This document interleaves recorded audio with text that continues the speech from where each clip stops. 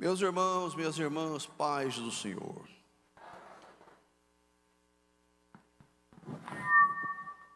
Bom estarmos aqui, né? Onde Deus está. Graças a Deus por esta manhã tão especial. Primeiro domingo do mês, 1º de agosto, iniciando um novo mês na presença do Senhor. Isso é muito bom. Podem se sentar. Deus abençoe. Graças a Deus. Glória a Jesus. Irmãos, eu quero muito louvar a Deus por esta oportunidade que temos de voltar à casa do Senhor, reunir como igreja, corpo de Cristo aqui, prestando culto ao nosso Deus, né? O único Deus verdadeiro e imortal, que a todos dá a vida, a respiração e todas as coisas, né? Os deuses dos povos são vaidade, né? Mentiras, fruto da criação da mente humana, mas o nosso Deus criou os céus, né? A terra, tudo que existe, graças a Deus. Também quero muito louvar a Deus por ver o Moridaí aqui hoje, uma Bertília, né? Família. Graças a Deus, estamos tendo vocês aqui hoje, né? Isso é muito bom. A Keira, seus filhos, Deus abençoe sua presença conosco essa temporada aí. Graças a Deus. E ver aqui os irmãos recuperados, né? O Jairinho, a Vânia e muitos outros, né? E Deus tem colocado a mão e dado livramento. Graças a Deus. Feliz ali o casal, Rafael e Ive, né, que agora já sabe, está vindo um homem aí, um novo membro da Campinas. Tá bom. E bom que todos estamos servindo a Deus aqui hoje. As crianças retornando, depois de 1 ano e meio praticamente, né, sem atividade nas suas salas, e a gente está voltando com todo cuidado possível, né? Porque essa doença não é brincadeira. Estava vendo que as UTIs infantis, né, pediátricas, estão lotadas, né, aqui em Goiânia. Isso é muito triste, né? E as escolas estão retornando, amanhã volta as aulas nos colégios, né? Estadual, não sei se municipal também. E o brasileiro precisa mudar a postura, né? Miramar, nós todos, né? Que vontade de voltar para o auditório, né? Mas aquilo ali é muito fechado, não tem uma janela. Então vai chegar a hora, né? A promessa é que em setembro todo mundo aqui já tenha tomado a primeira dose, né? De mamana caducando. E até dezembro a segunda. Graças a Deus, né? Eu fico escandalizado com crente que não quer vacinar. E não quer. A nossa confiança está em Deus, né? Está no Senhor. Não está na vacina, está em Deus. Mas Deus potencializa a vacina. Eu tomei uma vacina aí que muita gente está fugindo dela. Chega lá no drive-thru, qual que está aí? É a fulana, não vou falar, ele cai fora, né? Está sobrando essas doses. Mas quando eu vacinei, porque eu estou com 60 e muitos, só tinha essa opção, né? Mas na hora que eu vacinei lá, eu falei, Jesus, potencialize essa vacina. E Deus ouviu minha oração. Porque depois de 40, 50 dias, eu fiz aquele teste lá para identificar os anticorpos. Tem mais anticorpos que quem tomou a Pfizer, a Janssen, a AstraZeneca. 250. Está lá. Não é porque ela é boa, não, melhor não. Pode ser a pior, mas Deus fez ela ficar boa. E fez em você também. Pode confiar, meu irmão. Todo mundo toma vacina contra a gripe, não toma? Ninguém questiona, né? Chegou a época certa, o inverno está chegando, vamos tomar. Essa semana eu quero tomar aquela da pneumococcus, como é que é lá? É aquela mesmo. Amém. Paulo orava pelos doentes, mas levava com ele um médico, o doutor Lucas, médico, né? Paulo é exemplo para nós, né? Ele falou: sede meus imitadores, como eu sou de Cristo. Nós não negamos a ciência, né? Não. Toda coisa boa que existe vem de Deus, né? Todo dom perfeito, toda sabedoria boa vem de Deus. Do Senhor não vem coisa ruim. Então, eu estou falando em razão da volta das crianças aí. Então está tudo seguro, graças a Deus. Interessante que tem uns 20 e poucos dias, eu ministrei aqui na terça-feira sobre fidelidade. Eu nem tinha lido a revista. Não sabia que eu ia falar sobre fidelidade hoje, não teria dado aquela terça-feira, né? Deixava tudo para hoje. Mas Deus sabe todas as coisas, né? Olha, eu falei esse assunto de lealdade, fidelidade, tem poucos dias. Agora a minha lição coincide exatamente fidelidade, que em síntese na Bíblia quer dizer lealdade, né? Ser leal mesmo. Diz que aí no palácio tem gato e cachorro, né?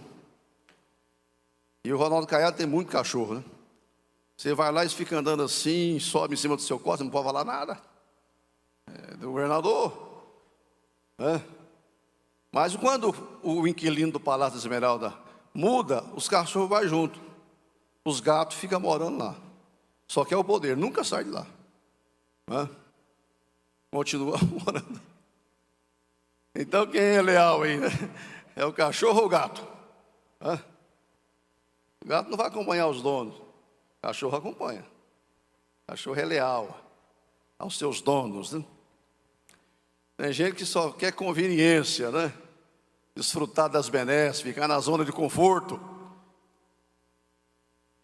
E esquece toda a lealdade, né? Toda a fidelidade que ele deve, primeiro a Deus e a palavra de Deus. Hoje é um exemplo especialíssimo que nós temos aqui de lealdade, fidelidade a Deus, aos costumes, né? À cultura, aos princípios, aos valores gerados pela palavra de Deus na vida das pessoas. Não é nenhuma coisa que você é eventualmente, não. É um estilo de vida.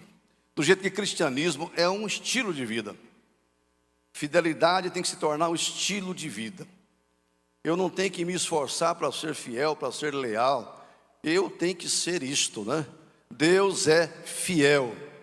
E tem que olhar para o irmão e falar: o pastor fulano é fiel. Não é conveniência momentânea, não. Ele é fiel. Então, o exemplo hoje desses moços aqui, esses jovens, que é um exemplo para a mocidade. Que bom que os jovens permaneçam aqui, embora fosse para lá, a lição seria a mesma, né? Para falar um pouco sobre isto. Todos conhecemos a história. E quais são as lições que vamos tirar daqui hoje? Nabucodonosor na visão que ele teve e que Daniel revelou, a cabeça de ouro, né? Cabeça de ouro. O principal império mundial que já existiu é o Império Babilônico. Esse império dominou o mundo na época. Sitiou Jerusalém no ano 606 a.C., conquistou a cidade de Jerusalém e escolheu a dedo a primeira leva de cativos que iria viver na Babilônia. Ele escolheu os melhores. A ralé ficou lá. Tanto é que dezenas de anos depois, o irmão de Neemias chega lá em Suzã e diz: o povo que está em Jerusalém está em grande miséria e desprezo, pobreza em Jerusalém, porque saquearam a cidade e levou também as cabeças pensantes, né? Os empreendedores, os melhores quadros de Jerusalém, de Israel, foi levado na primeira leva, na segunda e na terceira. Daniel, Azarias, Ananias e Misael foi na primeira leva, muito jovem. Alguém fala que Daniel, quando foi escolhido ali, tinha cerca de 16, 17 anos. Era um adolescente. Só que eles já tinham a formação de berço. Eles eram instruídos na lei do Senhor e pertencia à linhagem real, porque tinha que ser, né? Ele levou a família do rei, descendentes até a primeira, segunda, quarta geração. Esse povo que tinha formação diplomática, né? Tinha valores, princípios, era gente fina. E dentre eles, esses 4 jovens foi morar na Babilônia. Então veja os irmãos, que Nabucodonosor, a cabeça de ouro, principal imperador do mundo, num dado momento ele falou: esse povo não pode ficar ocioso não. Eu não vou ficar bancando eles aqui, jovens, mulheres, homens, aqui, sem ter atividades aqui no império. Então chamou o tal do Aspenaz, o chefe dos eunucos, e falou: olha, escolha aí alguns jovens, dentre os cativos que vieram de Jerusalém, e quem sabe de outras nações, né? Jovens. E deu as características, né? Esse jovem tem que ser de linhagem real, gente que já viveu em palácio, sabe como que funciona uma corte. Não vamos começar do zero não, já pega gente talentosa, preparada, qualificada. Escolha os melhores que estão aí. Fisicamente tem que ter boa aparência.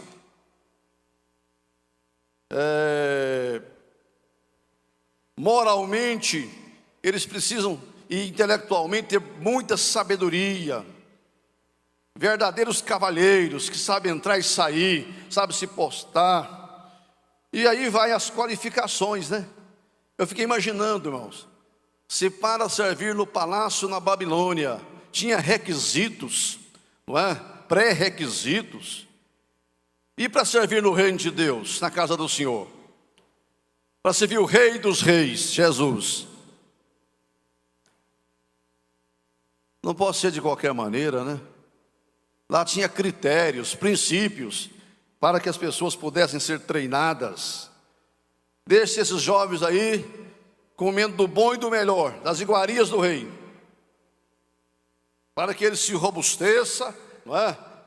Para que pareçam bem corados, bem saudáveis, a bebida do rei, a comida do rei. E nós sabemos que, diante daquela situação, aqueles 4 jovens que foram selecionados inicialmente, reuniram e falaram: nós não podemos comer dessa comida dedicada aos deuses, não é?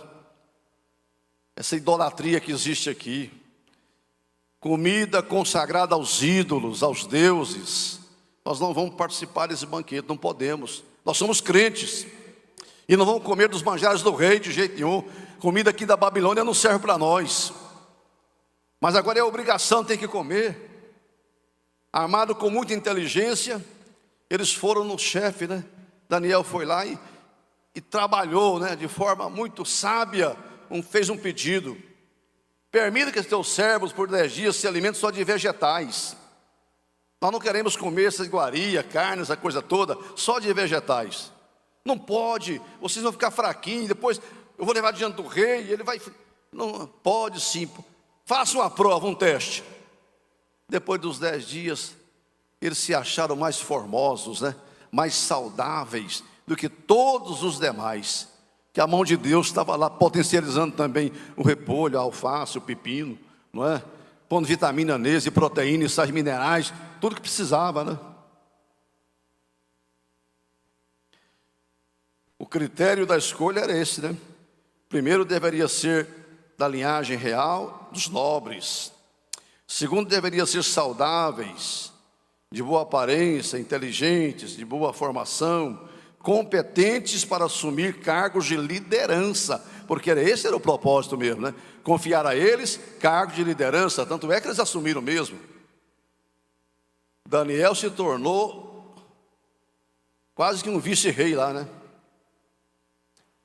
Ao longo da vida dele, passou por 3 imperadores, 2 impérios, até que chegou o Império Persa. Daniel estava servindo ainda lá, e era respeitado, um quadro qualificadíssimo, que todo mundo queria abrir mão dele.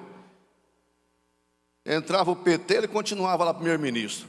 Vinha o PSL, o Bolsonaro, e continuava primeiro-ministro. Vinha o Fernando Henrique, primeiro-ministro. E ninguém tirava ele, porque todo mundo respeitava Daniel, porque ele tinha o Espírito de Deus, né? Sabedoria do Senhor. Vamos abrir mão desse homem. E ele ficou mais de 90 anos, né, de idade, ele servindo lá. E aqui não era diferente com esses moços também, não. Então, mas veja a estratégia maligna. E isto é o que a lição vai nos dizer. Qual que era a formação daqueles jovens? A cultura judaica, palavra de Deus, o Deus de Israel. A formação era esta: temer o único Deus, Senhor Jeová. Era a formação religiosa deles. A cultura era outra. Toda a formação deles era diferente. Agora, a estratégia satânica sempre foi de desconstruir a cultura do povo de Deus. Hoje não é diferente não, irmãos. Nabucodonosor tinha a estratégia maligna dele de fazer com que os cativos perdessem o seu vínculo com o passado, com o seu país de origem, com a sua cultura. Queria destruir a cultura deles. Então a primeira coisa que faz, você vai receber aqui uma nova identidade. Você no Brasil, em Goiânia, em Goiás, Euílio José do Carmo, CPF 136-269-57187, a identidade 11518 OAB Goiás, ou 348-328 SSPGO. Agora você chegou aqui no nosso país, seu nome não será mais Euílio José do Carmo, não. Seu CPF será outro, sua identidade será outra. Esqueça o seu passado, querendo desconstruir a cultura. Qual que é o esforço maligno hoje no Brasil e no mundo? É desconstruir a cultura judaica cristã, os valores judaicos e cristãos. É o esforço que é o mesmo da Babilônia, é o mesmo da Nabucodonosor, é o espírito que tinha lá, está hoje também.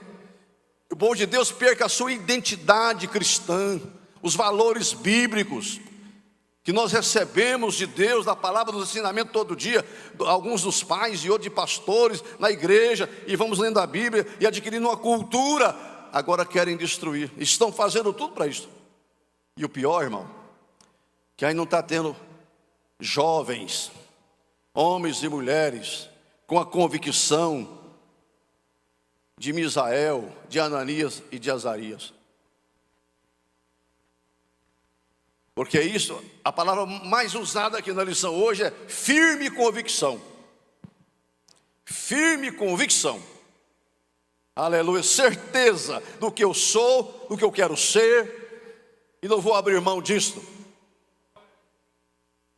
Aqueles moços foram bem preparados.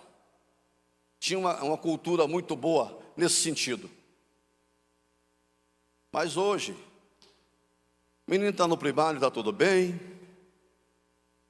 Está no segundo grau, está tudo bem. Passei no vestibular, vou estudar em tal faculdade, vou entrar na católica, na federal, não sei mais aonde, vou aí. Chega lá, qual que é o esforço dele? Mudar a identidade do jovem. Chega crente, dando glória a Deus, firme com Jesus, cristão, mas daqui a pouco começa a mudar a cabeça dele. Por quê? Porque não tem firme convicção. Não tem a formação que deveria ter. Quando vem a prova, quando vem a fornalha, quando vem a tentação, quando vem os ensinamentos de professores marxistas, comunistas, esquerdistas, nas universidades, estão ali exatamente, não é para ensinar não, é para desconstruir o que você chega lá. Isso não é só no mundo secular não, até no mundo meio teológico. Estudante começa a estudar muito livro aí, e vai estudando em certos seminários e faculdades por aí, até teológica. Quando eles voltam completamente sem a identidade que levou eles para lá. Perdeu a identidade. Aí é contra a liderança, é contra o sistema, não é? Está falido o sistema. Vem questionar, porque se deixou levar. Não tinha firme convicção. Paulo falou, eu sei em quem tenho crido. Ninguém vai me tirar dessa posição. Aí mudaram o nome dos moços, né? Tá aí, ó. Primeira coisa que o diabo quer fazer é mudar o seu nome, mudar a sua identidade. Segundo a lição, e segundo nós sabemos isso já há algum tempo, o nome Daniel significa Deus é meu juiz. Lá na corte babilônica recebeu um novo nome, Beltesazar, quer dizer príncipe de Bel, ou príncipe de Baal, né? Olha que coisa. Tirou o nome de Deus e pôs o nome de uma divindade pagã. Aí olha para ele e chamava Daniel, não, Beltesazar, quer dizer príncipe de Bel. E vai falando isso, vai incorporando essa malignidade.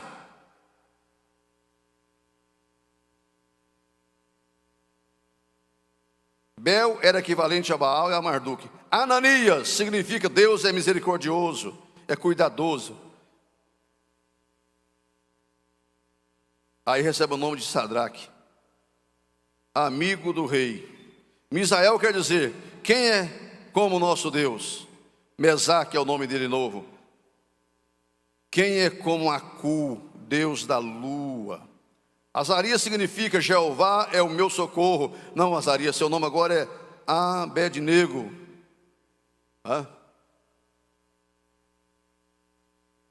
Servo de Nebo, ou Nego, que era também uma divindade pagã. Você imaginou? Você põe o nome do seu filho, né? Com todo carinho, né? O nome dele é servo de Deus, é crente em Jesus, é fiel a Deus. O nome daquele menino é conhecido na igreja, para todo lado. Esse aí muda completamente o nome, para ir descaracterizando, mudando a identidade. Coisa que fez lá e quer fazer hoje, está fazendo, e tem gente aceitando porque não tem firme convicção. Mas esses moços tinham um propósito inabalável. Será que nós somos assim? Eu estava assistindo essa semana um vídeo que viralizou na internet. O noivo está lá, e acho que ele ficou nervoso demais, né? Ah, Deus, você viu aquilo, né?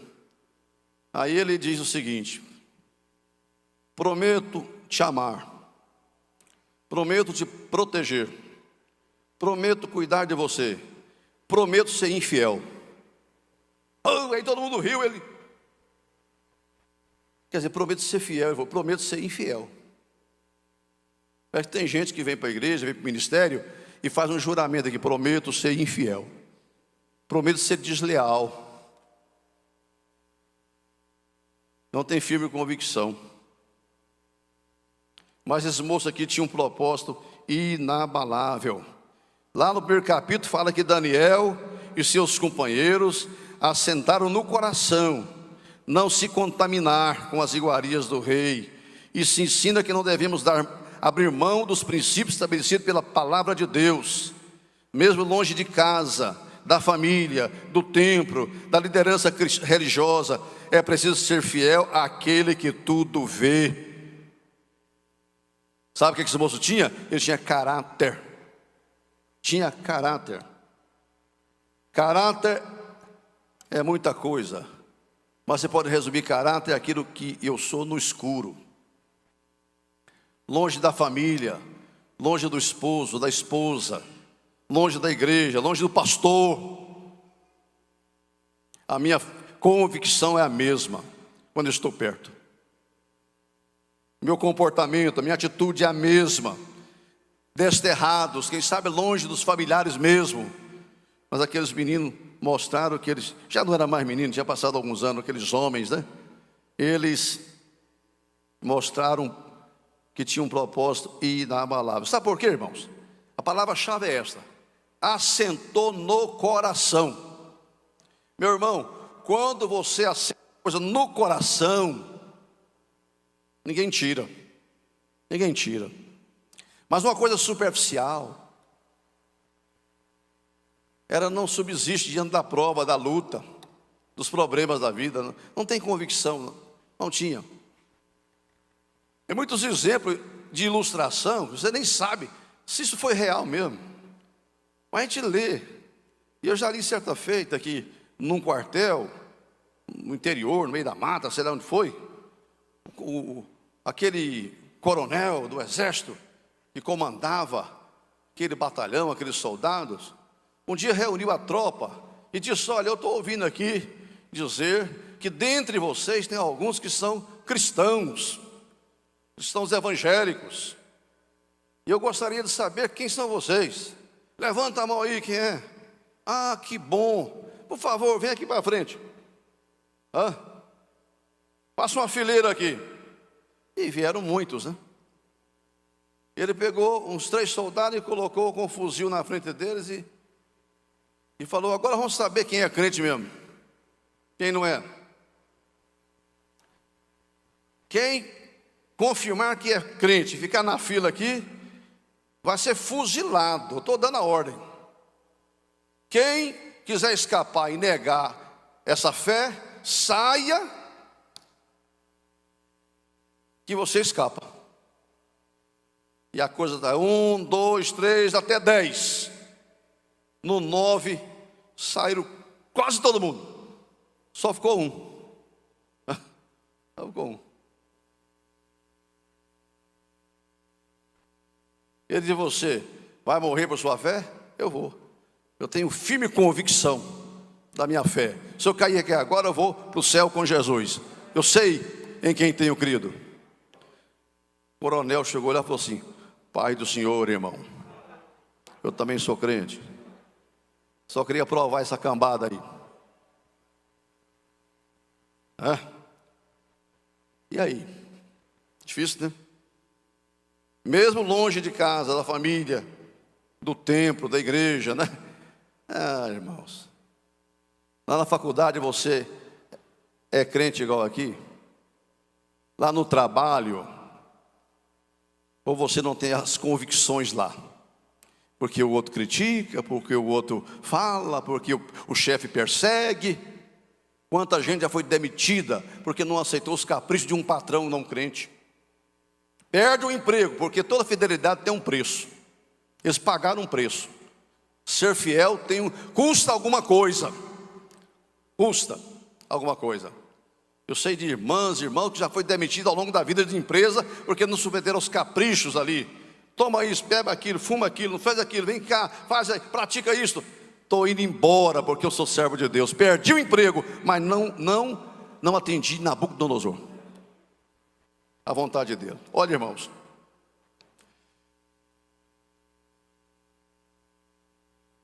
Nabucodonosor constrói uma estátua mais ou menos 27, 28, 29, 30 metros de altura, toda de ouro.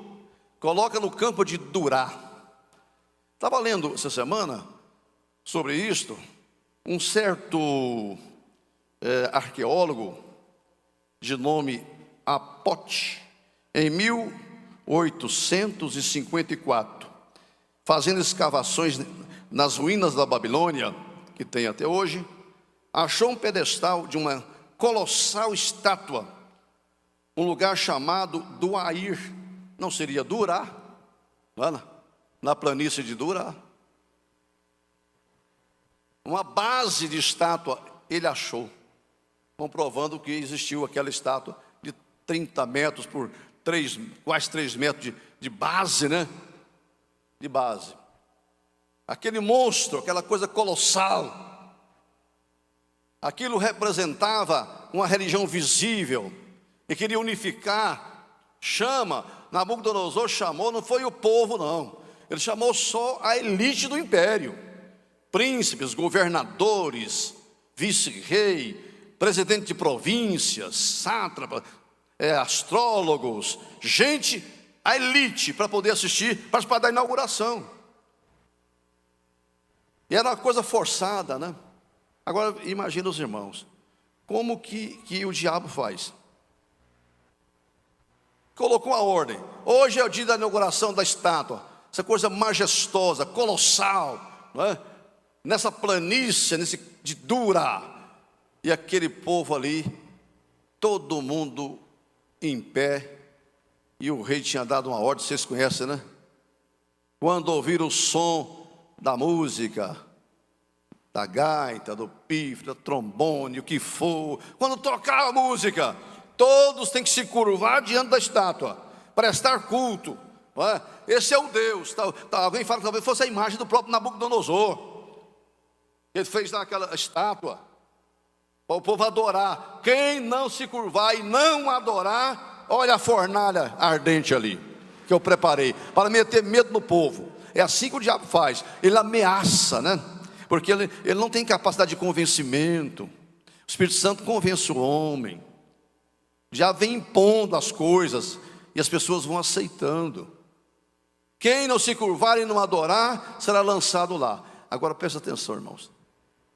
Os inimigos estão sempre à espreita nos olhando, está observando o meu agir, o seu agir, não é? O nosso comportamento. Já era por inveja, por ciúme deles, porque eles eram príncipes que ocupavam cargos relevantes nas províncias, não é? Aqueles 3 moços. E eles ficaram ali, falaram, eles são crentes, vamos ver se ele vai tomar essa taça de vinho aqui. Vamos ver se vai beber essa champanhe. Ele é crente, fala que é crente. Vamos ver se ele vai fumar essa maconha. Vamos ver se ele vai fumar esse cigarro. Vamos ver se ele vai fazer. E fica olhando. Eles estão fazendo, achando normal, mas fica olhando para nós. Ele fala que é crente, vamos ficar de olho nele. Vamos ver se ele fala um palavrão aqui no emprego. Vamos ver você vai aceitar a propina. Vamos ver, olha, e fica de olho. Meu irmão, veja que coisa terrível. Porque quando tocou mesmo os instrumentos, todos se curvaram. Devia ser mais de 1000 pessoas ali. E os 3 moços ficaram em pé, fácil de ver, né? Todo mundo curvado, e tem 3 em pé. Apressadamente, diz o texto bíblico, chegaram aqueles, e eram gente importante, não era fofoqueiro qualquer um, não. Era governador, era príncipe. Chegou apressadamente diante do trono, tinha improvisado ali e falou, o senhor não falou, não disse isso, que vai ser lançado? Tem uns homens que veio de Israel, da terra de Judá, que não te obedecem, não te adoram, não servem os teus deuses. Eles não se curvaram, mas não é possível. Desobedeceu minha ordem. Quando chegar, chama esse moço. Quando chega Sadraque, Mesaque e Abednego, que ele conhecia, eram auxiliares dele. Do jeito que eu conheço Enoque, Samuel, Júnior, Miramar, conheço todo mundo. Ele conhecia, era gente que assessorava ele. É de propósito? É de propósito que vocês fizeram isso? Agora veja a perseguição religiosa, irmão. O pastor Jorge Linhares, amanhã, segunda-feira, às 16 horas, no Fórum de Belo Horizonte, ele foi chamado, convocado pelo Ministério Público, porque ele pregou, ele falou a Bíblia, e diz que na Bíblia só existe homem e mulher, tem menino e menina, e que na igreja dele, no colégio dele, os termos são estes.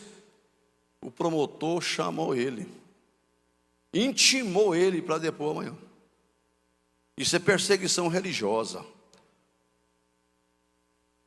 Ele não falou mal de ninguém, só pregou a Bíblia, só falou a palavra. E sabe Deus o que vai acontecer com ele lá, se não começa um processo contra ele porque falou isso. Aonde nós chegamos nesse país? É de propósito? Que você não adora os nossos deuses? Que você não assume a nossa cultura? Você preserva os seus valores? Ou o Senhor falou isto e quer agora voltar atrás, explicar melhor essa situação? Vai colocar ele contra a parede. Jorge Linhares já pregou aqui, da Igreja Batista. O que vai acontecer nesse país? Os pastores começam a pregar, continuam pregando, quer dizer, a verdade que ele crê, as suas convicções. É de propósito que vocês não se curvaram e não adoraram a minha estátua. Vou dar uma nova chance para vocês. Novamente ouvir-se-á o som das trombetas, dos instrumentos. É uma nova tentativa, né?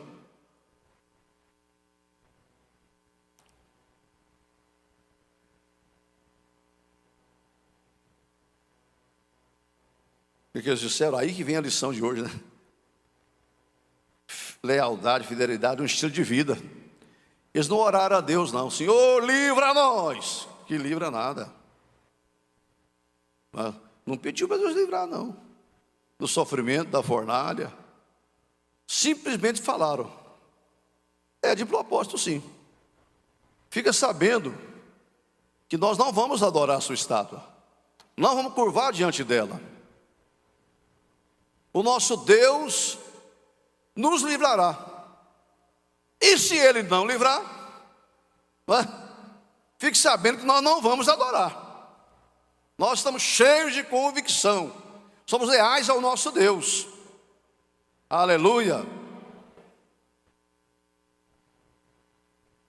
O homem ficou tão furioso, irmão. Mandou jogar mais lenha lá, né? Aqueceu. Mandou amarrar os meninos do jeito que estava lá, com a roupa, turbante. Interessante que eu lá fala com seus chapéus, né? E antigamente na Assembleia de Deus tínhamos a chapéu por causa desse versículo. E eles estavam com chapéu. Nós não sabemos que é um turbante, né? Amarraram bem amarrado, pegou os homens mais fortes que tinham ali, os soldados, leva bem perto e joga lá dentro da fornalha os três. E quero ver qual Deus, aí irmão, enquanto está desafiando Sadraque, Mesaque e Abednego, é uma coisa, mas quando desafia Deus, quero ver qual Deus pode livrar vocês. Aí ele mexeu com Deus, né? E a palavra diz que eles caíram lá. E os soldados chegaram tão perto, né? Que o fogo chegou. E foi uma queimadura de terceiro grau, de coisa assim, que morreram instantaneamente. Quem era dois, né? Eram 6 soldados, cada um pegou uma cabeça de um pé. Né? São 3, morreram. Aí eu falei, não, mas aqui o fogo lá estava fraquinho, né? Quer dizer, o fogo estava fraquinho, que não matou Daniel, o Sadraque, Mesaque e Abednego, matou o soldado que levou. Chegou a passar do mar Vermelho, né? O cientista, não, aquele tempo, o mar era raso mesmo, naquele lugar que Israel passou, era bem raso, dava para passar. Então o milagre continua, porque Faraó entrou e morreu afogado com o exército dele, né? Um lugar tão raso que passou criança e soldadão do Faraó morreu. Então não tem como, né? Porque o mesmo texto que fala que passou Israel, passou. Entrou o soldado, né? Então não crê em nada, eu creio em tudo, né? Eis que o imperador dá uma olhada, Deus abriu os olhos dele, né? Olha lá dentro, rapaz. E ele fica espantado, levanta do trono ali e chama. Olha, não foram 3 que nós jogamos lá? Foram, claro que foram. Sadraque, Mesaque e Abednego. Mas eu vejo 4 que estão andando lá tranquilamente, não é? E no linguajar de um rei pagão ele falou, e o 4 é semelhante ao filho dos deuses. Não sabia que era o anjo do Senhor, era o próprio Jesus andando com eles lá, protegendo, né? Aí vem a lição. Deus às vezes não livra a gente da fornalha, mas livra na fornalha. Ele está conosco.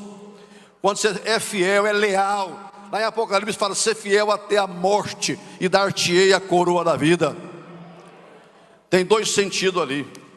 Ser fiel até o dia que você morrer, mas ser fiel, se necessário for morrer pelo Evangelho. Seja fiel.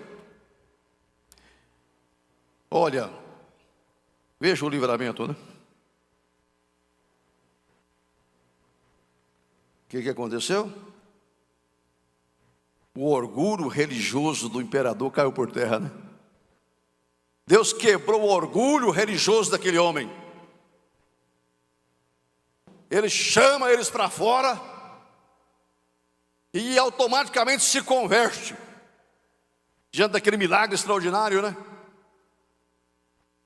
E diz, olha, vou baixar um decreto que a partir de agora no Império Babilônico, quem não adorar o Deus de Sadraque, Mesaque e Abednego, este sim é que vai morrer. Todo mundo tem que adorar esse Deus aí, ó. É o único Deus que funciona mesmo, que vale, é o Deus desses meninos. Aleluia. Teve que se curvar, né?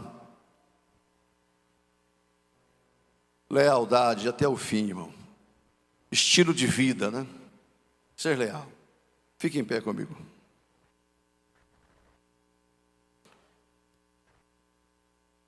Este semelhante ao filho dos deuses, na linguagem de Nabucodonosor, é o Jesus que está com você agora, irmão. Está comigo, diante da fornalha ou entrando na fornalha, Ele não abandona a gente.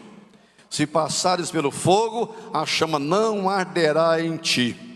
Tá, a prova está grande aí, irmão. Está grande aí, serva de Deus. Fogo, fogo mesmo. Está ardendo, tá. Mas o Senhor está com você aí.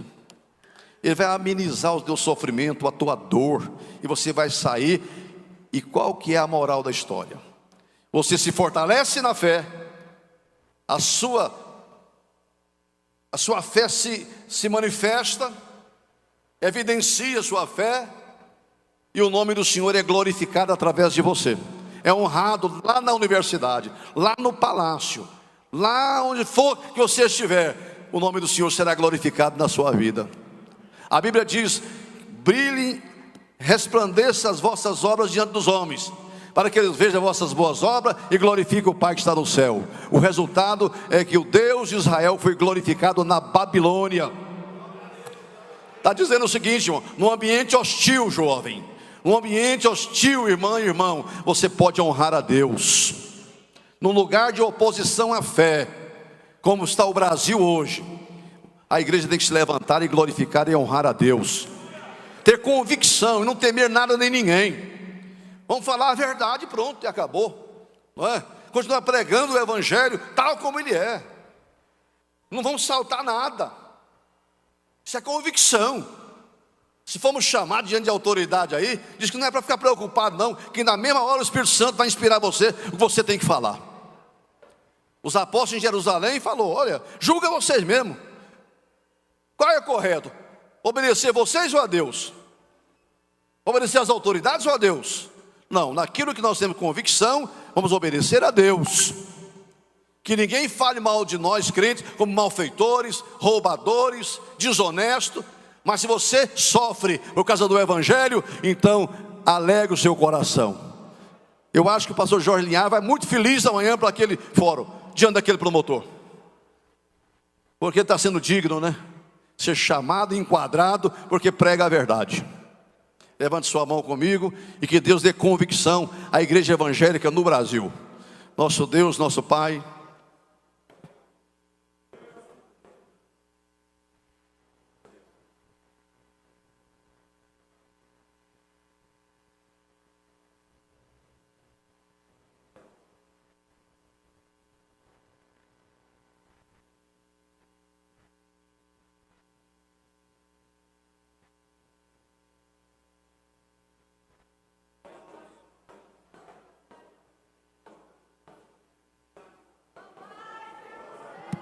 glória a Deus, aleluia. Alabachari fericou bachel. Que Lutero falou naquela assembleia que foi convocado lá? Aí essa igreja reformada aqui, ela nasceu, foi assim. Quando levaram Lutero diante das autoridades lá, do Papa e de outros lá, para que ele pudesse negar, renegar, renunciar às suas teses, ele falou: eu não quero e não vou renunciar a nada. Eu não vou agir contra a minha consciência. Que seja essa a postura da igreja reformada. Pode se assentar, Deus abençoe.